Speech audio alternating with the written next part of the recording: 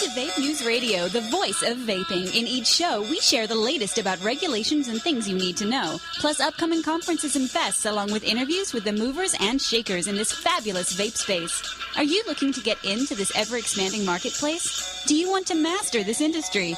Listen up as Norm Bauer, the Vape Mentor, shares it all. And here's your host, Norm Bauer. Hey, everybody. Welcome to Vape News Radio, the voice of vaping. I am your eminent host, Norm Bauer, the founder of VapeMentors.com. If you are a brand new listener, welcome, welcome, welcome. Our numbers have been just flying off the chart as we go past 60,000 downloads in about the last 10 weeks or so. So for those of you that are finding us on VapeNewsRadio.com, welcome. For those of you that are finding us on Stitcher.com or iTunes, we certainly welcome you as well. So who are you? Well, you are probably either a casual vapor or someone who's at least interested or intrigued with the e-cig space or the e-liquid space or the vapor space or whatever space you want to call it, but you are intrigued with that for whatever reason. And who am I? Well, I'm a guy who consults in this industry. I help people open up their stores. I help people open up their juice factories. I help people open up their online stores. And so really, I'm an entrepreneur, have been for 4 decades, and now I'm focused primarily and exclusively in the vaping industry. Also write for Vape News Magazine. So if you are not familiar with Vape News Magazine, we're going to play an ad in a little while because we got some things coming up that you need to be involved with. So we break the show up into 3 different sections. The first section here is really me just kind of giving you an update of things that are going on nationwide, both with the FDA and with state regulations and things that you need to be involved with, and more especially with conventions, conferences, different fests that are going on. So let's go ahead and dig in. I guess first things first, let's talk about the FDA. And this is going to be very quick because there ain't nothing happening. And there ain't nothing going to happen now for quite some time. The petition period ended the 8th of August, which is about 2 weeks ago now. And so now they're doing whatever they do behind closed doors. And trust me on this, it will be a while. Do not expect any type of final FDA regulations to come out in 2014. I'd be hard-pressed to say that it would be next year as well. I didn't used to be quite so cynical, but as I got to know more and more people in the big tobacco world, and they told me what they went through in order to try to get tobacco regulations and legislation through, what should have taken maybe a handful of months took several years. What should have taken a handful of years, in some cases, took more than a decade. So here's the thing. We're kind of stymied. We're kind of stymied because we have pressure from local communities, primarily cities, city councils, mayors, and they're the ones that are putting the biggest heat on right now in regards to the growth of the vaping industry. I've spoken about this before. I've been to several city council meetings and I've worked with several cities outside of Southern California, which is where we're based. And I have a lot of educating to do. I have a lot of educating of the people behind the desks and certainly the city council members and what have you. And as a matter of fact, tonight, this evening, I'm going down to a city that I've actually been down to twice before because one of the vapor stores down there that's been doing business for 3 years is they need to get a special permit called a conditional use permit. And it just so happens that because all it takes is one of the city council members is protesting the issuance of that permit. So I'm going to go down along with another expert in the industry to kind of share what we know about the business. So if you are looking to open up a vape store, I certainly encourage you, get to know what your city is all about. If you are not the first one there, you're probably able to ride in on someone else's coattails, but if you are in a small burg of somewhere less than 50,000 people and there's no vape store there, bless you, man, because that's a great, great market to tap into. But you just need to know going in advance what their rules and regulations are. So let's go ahead and put that aside for a moment and dig into the conventions, conferences, fests, what have you. I actually have an article that is going on Steve K's blog this week, and Steve K is going to be interviewed later on in the show in Section 3. But basically it breaks down the different types of festivals that I'm seeing out there. We have your fests, we have your trade shows and your more up-brow type of expos, and then we have kind of like a combination between, neither fish nor fowl.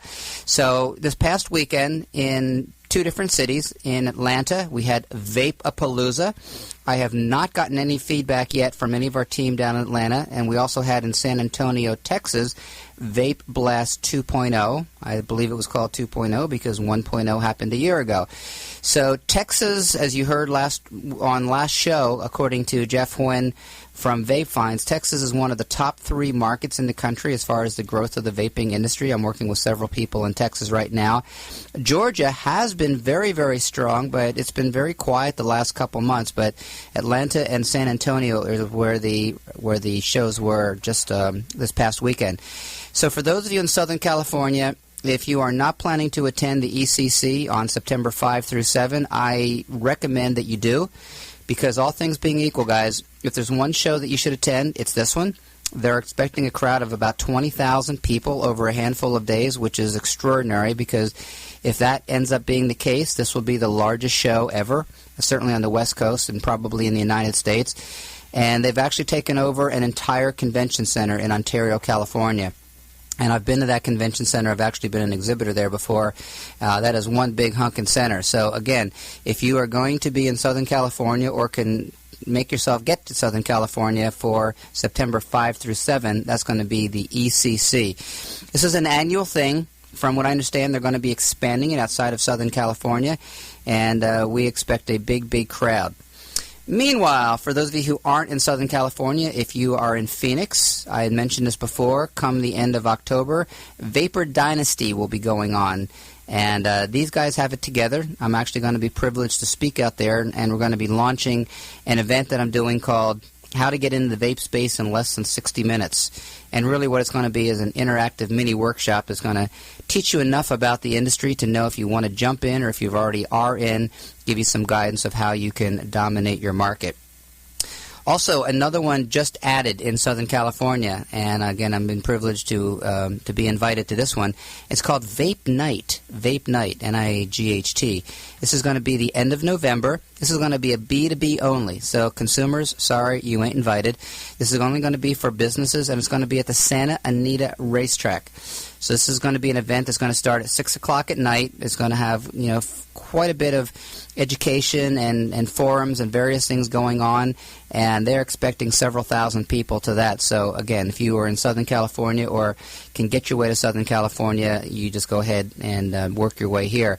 And all these things will be, by the way, put into the show notes when we post this on the website. I want to talk about a couple things. One is the latest special report, which is called Lady Boomers Kick Ass. I had mentioned this before. It's finally live, and it's up on the website.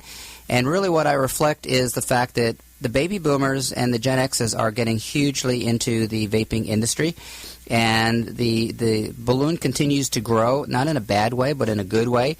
The overall industry is continuing to grow, and as Bonnie Herzog from Wells Fargo says, we should be at about $2.5 billion with a B in revenue this year, and I think that is going to grow anywhere from 2 to 3 times in the next 18 to 24 months. So we'll see somewhere between a $7 and $8 billion industry by 2017. So if you are looking to tap into this, guys, there is a lot of room. There is a lot of room for entrepreneurs, but you have to be an innovator. You can't be an imitator. You have to really know your stuff. You have to really, know what you want to do and what you want out of it.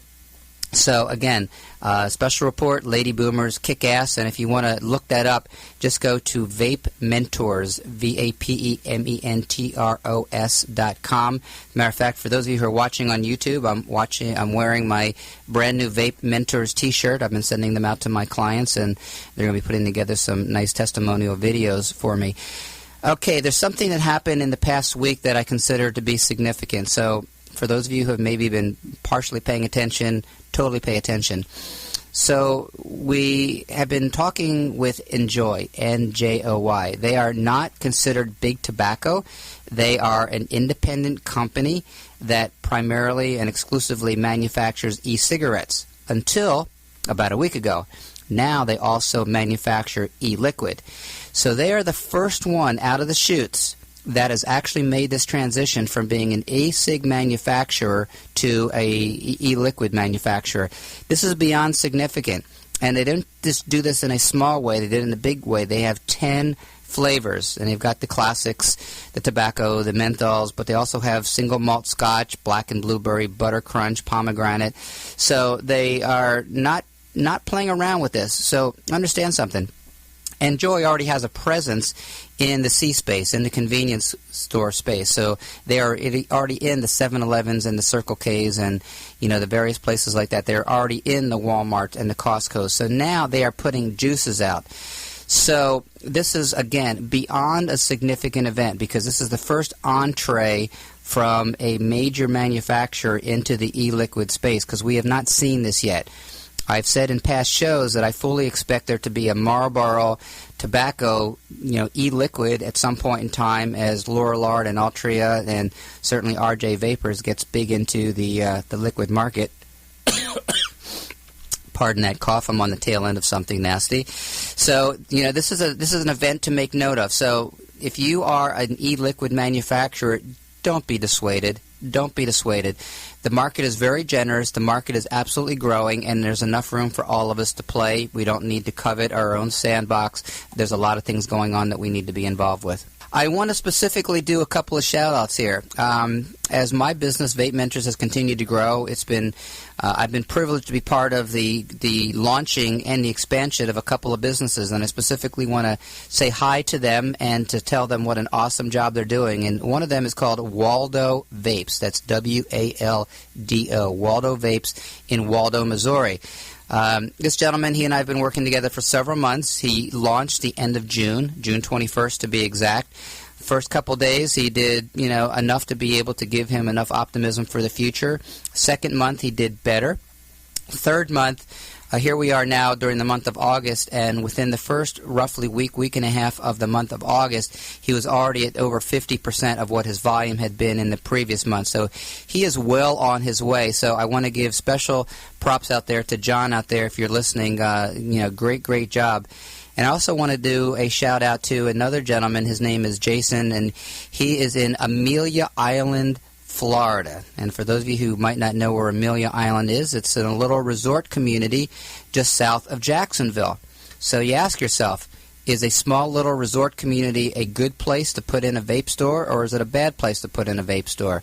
And the answer is, who the hell knows? Because the truth is people are doing this everywhere, and almost everywhere people are going to be looking for stores like this. But Jason just had his grand launch about a week ago. It's called Speakeasy Vaporium, and he's already kicking butt. And this store, for those of you who live or are in a close drive to northeastern Florida, you might want to find Speakeasy Vaporium because he designed this as a 1930 speakeasy. And he did a really, really great job with beautiful woodwork and a whole beautiful ambiance. And it's all about the brand. So, again, for those of you who are trying to figure out if you're in this space, how do you separate yourself? Or if you want to get into the space, how do you separate yourself? That is the question that you should be asking. What makes you different? What makes you better? What makes you more significant from the one down the street? And so you have to come up with something that's different because you're all different too. There's only one Norm Bauer, there's only one Paul Roberts, who's my engineer here, and there's only one John, and there's only one Jason, so everyone is a unique individual. So your store must reflect you. It also must reflect the audience that you wish to cater to, because understand, you might think you want to cater to a very particular and very specific audience, but if they aren't there, it doesn't really matter. So you have to tap into what's there, and I've always told people, you sell what people want, you don't sell people what you have.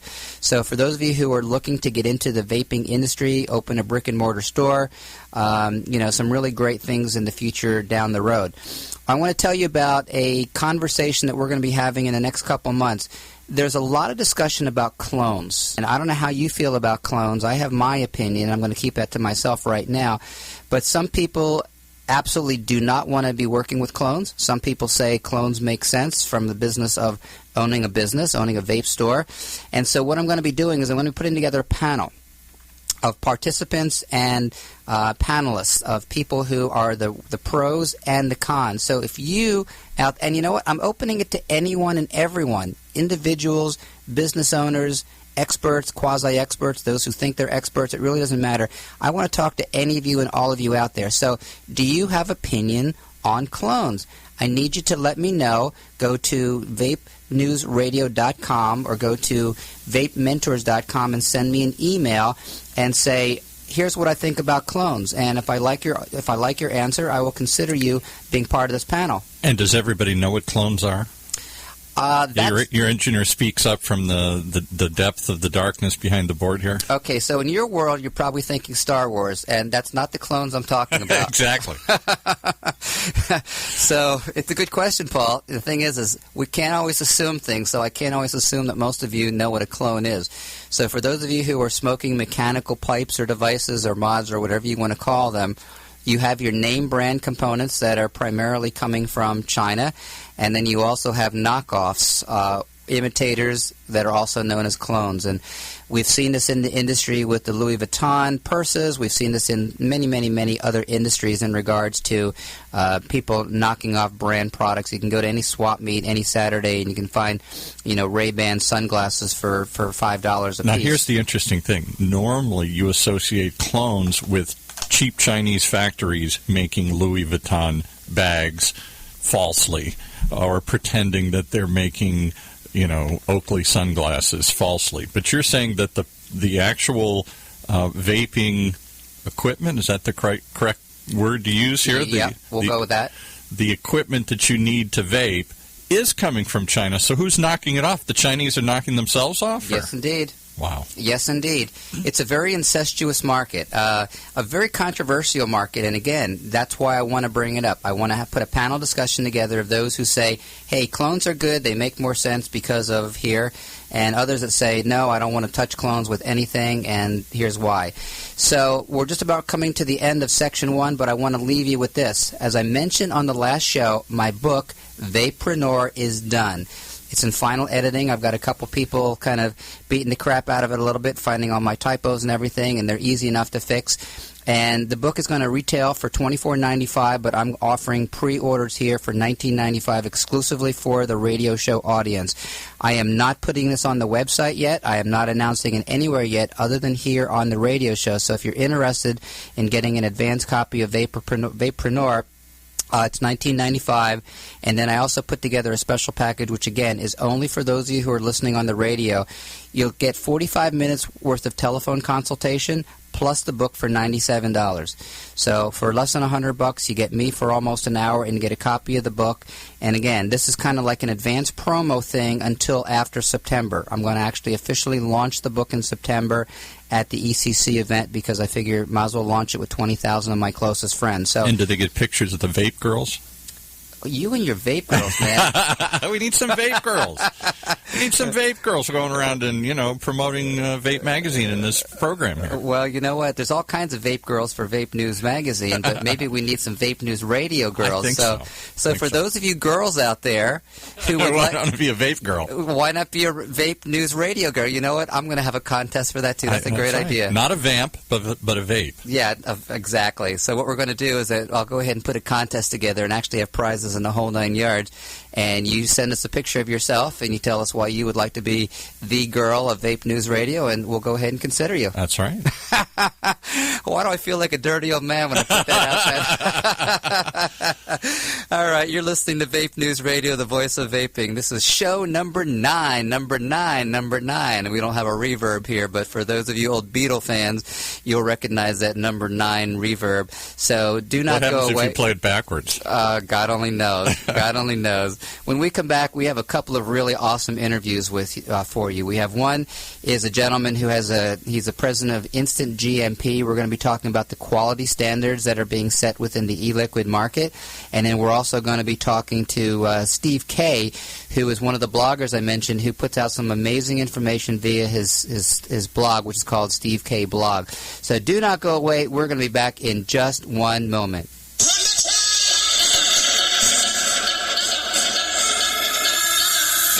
You've been listening to this week's installment of Vape News Radio, brought to you by the Vape Mentor himself, Norm Bauer.